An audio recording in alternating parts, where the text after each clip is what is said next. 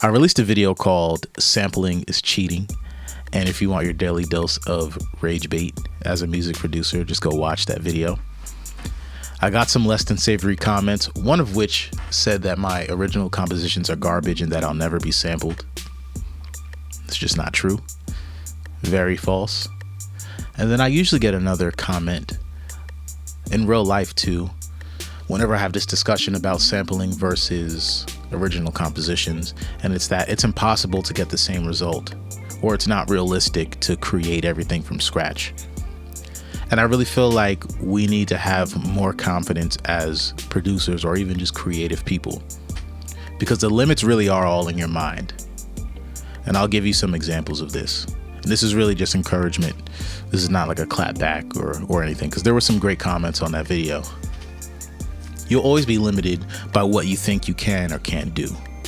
Whether you think you can or you can't, you're right.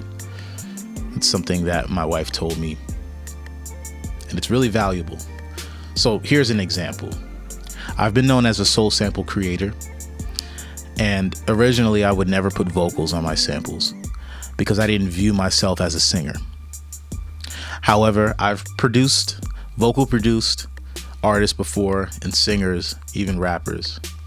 So I know what it sounds like when something is not in the right key or not in the right pitch, or if someone's pitchy. I know what the right note sounds like. I know what things are supposed to sound like. That's why I do what I do. And so I decided one day, you know what? Whatever it is, whatever it sounds like, I'm going to sing on my samples, because I'm a huge fan of that Stylistics, Delphonics, Blue Magic soul sound, that Philly sound. And I just decided I'm going to go for it. I know what it should sound like. Whatever result I get, it's going to be me. And that's an important thing right there. It's going to be me. And so I decided not to be limited by who I thought I was or what I thought I could do. And I started sending out samples that had my vocals on it. So fast forward to 2023 or 2024, what have you. I send Knowledge a folder of samples, and I think I might be singing on all of them. And one of them turns out to be the original sample behind Distant Space on the yall album, and that album ends up winning a Grammy, which is why I have one of those on my wall, that one right there, which just makes it very funny that someone would say that I'll never be sampled because my original compositions are garbage. But how about that? That was the summer I decided to start singing on my samples, and I end up not only on an album singing background vocals, but it ends up winning a Grammy. It's really cool. But imagine if that sample did not have vocals on it. It probably would not inspire someone the same way to write to it, to create with it. And that's all because I decided not to be limited by who I thought I was. And so here's one of the benefits of creating things from scratch that I didn't talk about in the last video. It's that you really find more of your creative identity when you're creating everything yourself. Now, if your sound is sampling, that's totally fine. However, when you sample, there's always going to be a piece of someone else in what you're creating. And for some people, that's fine. And if you're fine with that, there's no shame in that game. Again, I love sample-based music. I really love sample-based music. I grew up on hip-hop music. My brother is a legendary DJ, music producer. DJ Premier, Pete Rock, Jay Dilla. I mean, these are, even into French Touch, Daft Punk, Alan Brax. Like, this is all sample-based music that I love.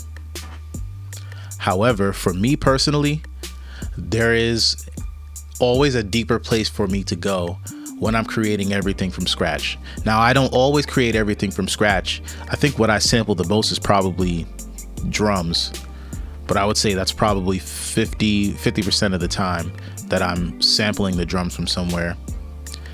The other 50% of the time, I'm actually programming it and I'm playing percussion live. I got a bunch of percussion instruments here. I'll show you because I'm This is like my favorite part of making music is, recording all the percussion. This right here. I decided to play into my strengths as an instrumentalist, as someone who likes to make things with my hands and having good timing in my hands.